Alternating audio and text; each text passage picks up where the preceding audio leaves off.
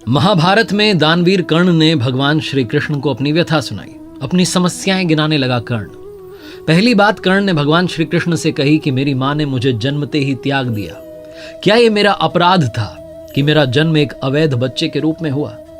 दूसरी बात कर्ण ने भगवान श्री कृष्ण से कही कि आचार्य द्रोणाचार्य ने मुझे शिक्षा देने से मना कर दिया क्योंकि मैं क्षत्रिय नहीं था उनकी नजर में। क्या यह मेरा अपराध था? कर्ण ने तीसरी बात कही कि द्रौपदी के स्वयंवर में मुझे अपमानित किया गया कि मैं राज परिवार का हिस्सा नहीं हूं। क्या यह मेरा अपराध था? मुझे बार बार अपमानित किया गया। तो जवाब में, उत्तर में भगवान श्री कृष्ण ने कहा कि हे कर्ण, अब जरा ध्यान से सुनो। मेरा जब जन्म हुआ तो मेरा जन्म ही कारागार में हुआ। मेरे पैदा होते ही मृत्यु मेरी प्रतीक्षा कर रही थी। जिस रात मेरा जन्म हुआ उस रात मेरे माँ बाप से मुझे अलग होना पड़ा। जहां पहुंचा वहां हर वो काम करना पड़ा जो ग्रामीण क्षेत्रों में करना पड़ता है। गायों का गोबर अपने हाथ से उठाना पड़ा। मैं जब छोटा था, चल नहीं सकता था, तब मेरे ऊपर प्राणघातक हमले किए गए। मुझे मारने की बारंबार कोशिश की गई। ना मेरे पास शिक्षा थी, ना गुरुकुल था बचपन में, ना कोई महल था, ना कोई विशाल सेना थी, लेकिन तब भी मेरा मामा मुझे अपना सबसे बड़ा शत्रु मानता था। और जरासंध के प्रकोप की वजह से फिर मुझे यमुना पार से चलकर समुद्र किनारे द्वारका में जाकर बसना पड़ा, अपने परिवार को ले जाकर। मेरे भी जीवन में चुनौतियां लगातार रहीं, अन्याय होता रहा। जीवन में कितनी बार अन्याय हो रहा है ये महत्वपूर्ण नहीं है। जीवन में कितनी बार अपमानित किया जा रहा है ये महत्वपूर्ण नहीं है। महत्वपूर्ण यह है कि आप उस अपमान का, उस अन्याय का जवाब कैसे देते हैं। आपके पास कितना ज्ञान है जिसका आप इस्तेमाल करते हैं और इन सब चुनौतियों को पार करते हुए आगे बढ़ते हैं, क्योंकि जीवन तो भगवान का भी सरल नहीं था।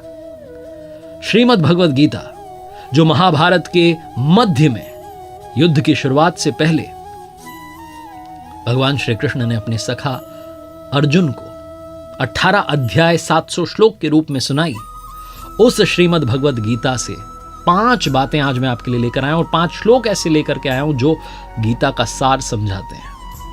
आइए शुरू करते हैं। सीखोगे नहीं तो जीतोगे कैसे, ये लर्निंग सीरीज। मेरा नाम है RJ Kartik. 5 learnings from Shrimad Bhagavad Gita. शुरू करने से पहले आपको बताना चाहता हूं कि अपनी हर कहानी के अंत में आपसे कहता हूं, ऊपर वाले के आशीर्वाद के साथ कर दिखाओ कुछ ऐसा कि दुनिया करना चाहे आपके जैसा। शास्त्रों को पढ़ने की बात आपसे अक्सर करता हूं और मैं खुद हमारे गुरुदेव परमहंस स्वामी श्री अड़गड़ानंद जी महाराज की यथार्थ गीता को रोज पढ़ता हूं। यथार्थ गीता के जरिए समझने की कोशिश करता हूं, अध्यात्म की दुनिया में प्रवेश करने की कोशिश करता हूं। पहली लर्निंग जिसके बारे में मैं बात करना चाहता हूं, हम सभी को पता है कि भगवान के दर्शन कब होंगे, वो प्रकट कब होंगे, क्योंकि गीता में एक श्लोक है जिसे हम सब ने बचपन से सुना है और याद हो गया है। यदा यदा हि धर्मस्य ग्लानिर्भवति भारत अभ्युत्थानम धर्मस्य तदात्मानं सृजाम्यहम्। चतुर्थ अध्याय का श्लोक नंबर 7 जो बताता है कि भगवान दर्शन कब देंगे, प्रकट कब होंगे। इसका हिंदी अर्थ निकालेंगे तो निकलता है कि जब जब धर्म की हानि होगी, जब जब अधर्म बढ़ने लगेगा, तब तब मैं अपने स्वरूप को रचने लगूंगा। इस दुनिया में ऐसा कौन सा समय है जब संकट नहीं होता? ऐसा कौन सा समय है जब अधर्म नहीं बढ़ता है? तो क्या भगवान प्रकट हो जाते हैं? हम में से बहुत सारे लोगों ने वो श्लोक तो समझ लिया, लेकिन उसके ही आगे भगवान श्री कृष्ण ने उसी श्रीमद् भगवद गीता में कहा कि जन्म कर्म च मे दिव्य मेवं यो वेत्ति तत्वतः त्यक्त्वा देहम पुनर्जन्म नैति मामेति सो अर्जुन। भगवान श्री कृष्ण ने कहा कि मेरा जन्म तो होगा, लेकिन मेरा जन्म और कर्म अलौकिक है। वो इन चर्म चक्षुओं से देखा नहीं जा सकता। वो अलौकिक है, वो दिव्य है। उस दर्शन के लिए आपको निर्मल होना होगा। उस दर्शन के लिए आपको मोक्ष प्राप्ति के रास्ते पर चलना होगा। और वो रास्ता क्या है वो भी भगवान श्री कृष्ण ने श्रीमद् भगवद गीता में बताया। ओमित्येकाक्षरं ब्रह्म व्याहरन् मामनुस्मरन्। ओम का जप, मेरा ध्यान, यही वो रास्ता है जिसके जरिए, जिस रास्ते पर चलकर आप उन प्रभु के दर्शन पा सकते हैं। दूसरी बात श्रीमद् भगवद गीता का सार समझाती है श्रद्धा। प्रभु के दर्शन करने हैं, उस रास्ते पर चलना है तो श्रद्धा बहुत आवश्यक है। भगवान श्री कृष्ण ने चतुर्थ अध्याय में श्लोक 39 में कहा, श्रद्धावान लभते ज्ञानम तत्परः संयतेन्द्रियः ज्ञानम लब्ध्वा पराम शांति म चिरेणाधिगच्छति। वो कहते हैं कि श्रद्धा रखने वाले मनुष्य जो हैं, जो अपनी इंद्रियों पर संयम रखते हैं, जो तत्परता से अनन्य भाव से मेरी साधना करते हैं, वो मुझे यानी परम शांति को प्राप्त होते हैं। भगवान श्री कृष्ण ने आगे श्रीमद् भगवद गीता में 9वें अध्याय में श्लोक 26 में एक बात और कही कि पत्र पुष्प फल जल जो भी अर्पण कर रहा है श्रद्धा भाव से, उसे मैं प्रेम सहित स्वीकार करता हूं। और कहा है कि भाव बस्य भगवान सुख निधान करुणा भवन। वो सुख के भंडार हैं, वो करुणामयी हैं, लेकिन वो भाव के वश में हैं। जहां भाव है वहां भगवान है। ये दूसरी जो लर्निंग है सिखाती है कि श्रद्धा के साथ, समर्पण के साथ उस परमात्मा की पूजा करना बहुत जरूरी है। जहां आपका भाव डगमगाया कि काम नहीं बन रहा है, आप कहीं और चला जाता हूं, किसी और दरवाजे को खटखटाता हूं, वहीं सारा खेल गड़बड़ हो जाता है। इसलिए श्रद्धा में कमी मत आने देना। तीसरी बड़ी बात जो समझने वाली और सीखने वाली है श्रीमद् भगवद गीता में 6ठे अध्याय के 5वें श्लोक में भगवान श्री कृष्ण ने कहा, उद्धरेदात मनात्मानम नात्मानम वसादयेत आत्मेव ह्यात्मनो बंधुरात्मेव रिपुरात्मना। हिंदी अनुवाद अगर करें इस श्लोक का तो निकलता है कि अपने द्वारा अपना इस संसार सागर से, समुद्र से उद्धार करें और अपने को अधोगति में ना डालें। भगवान श्री कृष्ण कहते हैं क्योंकि पार्थ, हम स्वयं अपनी आत्मा के मित्र हैं और शत्रु हैं।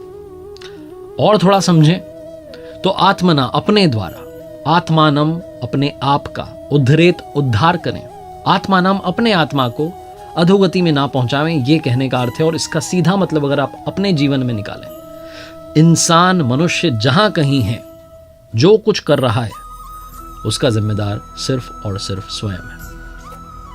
हम अपने कर्म द्वारा अपनी नियति को निर्धारित करवाते हैं। हम ही अपनी आत्मा के सबसे अच्छे मित्र हैं और हम ही अपनी आत्मा के सबसे बड़े शत्रु हैं। हम विकारों में फंस करके, मोह में, लोभ में, काम, क्रोध, इन सब में फंस करके अपने आप को गलत रास्ते पर ले जा रहे होते हैं। हमारी आत्मा को पता होता है कि हम गलत रास्ते पर जा रहे हैं, लेकिन चले जाते हैं उन विकारों के पीछे। हमारे पास ही ऑप्शन है कि हम अपनी आत्मा का सबसे अच्छा मित्र बने, सबसे अच्छा दोस्त बने और इस संसार सागर से पार चलें।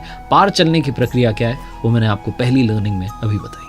अब चौथी बात आती है कि भगवान को सबसे प्रिय कौन लगता है, उनका सबसे प्यारा भक्त कौन है। तो ये भी उन्होंने बताया श्रीमद् भगवद गीता के 12वें अध्याय के श्लोक नंबर 15 में। उन्होंने कहा कि यस्मान्नो द्विजते लोको लोकान्नो द्विजते च यह हर्षामर्ष भयोद्वेगेर मुक्तो यह सच में प्रिय। कहने का मतलब यह है कि जिससे किसी को कष्ट नहीं पहुंचता हो, जो किसी के द्वारा विचलित ना होता हो, जो सुख में, दुख में, चिंता में, खुशी में, हर्ष में समभाव रहता हो, वो मुझे अत्यंत प्रिय है। भगवान श्री कृष्ण कहना चाहते हैं जो समभाव हो चुका है, जो प्रभु की मर्जी मान करके चल रहा है कि जो हो रहा है वो करवा रहा है, अपने आप को समभाव कर चुका है, वो भक्त मुझे प्रिय है। रियल लाइफ एग्जाम्पल लें तो हमें अपने व्यवहार से किसी को ठेस नहीं पहुंचने देनी है। हमारी बातों से कोई उदास ना हो जाए, हमारी बातों से कोई परेशान ना हो जाए, इतना तो हम कर ही सकते हैं। अपनी वाणी में संयम तो ला ही सकते हैं। लेकिन दुनिया में लोग कोशिश करेंगे आपको पिंच करने की, आपको गुस्सा दिलाने की, आपको क्रोधित करवाने की, आपसे उल्टा सीधा बुलवाने की, लेकिन उनसे बचना है। जब हम ड्राइव कर रहे होते हैं, सड़क पर होते हैं, रॉन्ग साइड से कोई चला आ रहा होता है, पी करके चला रहा होता है, धुन में चला रहा होता है, उससे अपनी गाड़ी बचाना, अपनी जान बचाना भी हमारी जिम्मेदारी है। बस इतनी सी बात है। और अंत में सबसे महत्वपूर्ण बात, जब आपको लगे कि सारे रास्ते बंद हो गए, अब तो कुछ समझ में ही नहीं आ रहा क्या करना है, तो इसका भी सल्यूशन दे दिया। 18वें अध्याय के श्लोक 66 में भगवान श्री कृष्ण ने कहा, सर्वधर्मान परित्यज्य मामेकम शरणं व्रज अहम त्वाम सर्व पापेभ्यो मोक्ष यष्यामि मा शुचः। कहने का मतलब कि सभी धर्मों को छोड़ करके मेरी शरण में आ जाओ, मैं तुम्हें सभी पापों से मुक्त कर दूंगा। इसमें कोई संदेह नहीं है, कोई शंका नहीं है। और धर्मों से मतलब है कि जो कुछ आप कर रहे हैं, जिस किसी श्रेणी के आप साधक हैं, जिस किसी तरीके से पूजा अर्चना आराधना में लगे हैं, उन सबको त्याग करके सिर्फ मेरी शरण में आ जाओ, अनन्य भाव से मेरी भक्ति में लग जाओ, तुम्हें मोक्ष तक पहुंचा दूंगा। इसमें कोई संदेह नहीं है। भगवान श्री कृष्ण की वाणी है। 18वां अध्याय है, 66वां श्लोक है, 700 श्लोक गीता में है। अगर आप रोजाना 5-5 भी पढ़ें तो बड़ा अच्छा, 10-10 पढ़ लें तो 70 दिन में आप एक बार गीता की आवृत्ति कर सकते हैं। और जितनी बार आप श्रीमद् भगवद गीता को पढ़ेंगे उतनी बार आप कुछ नया सीखेंगे, और जितनी बार आप पढ़ेंगे उतनी बार आपका मन करेगा उस रास्ते पर चलने का, और आप धीरे धीरे चलना शुरू करेंगे। और एक बार चलना शुरू कर दिया तो फिर पीछे मुड़ने की जरूरत नहीं पड़ेगी। अपने आप वो आपकी जिम्मेदारी, आपके योगक्षेम की जिम्मेदारी अपने कंधों पर उठा लेंगे। तो अगर आपको अपने जीवन में सही रास्ता चुनना है तो वो रास्ता श्रीमद् भगवद गीता में बताया गया है।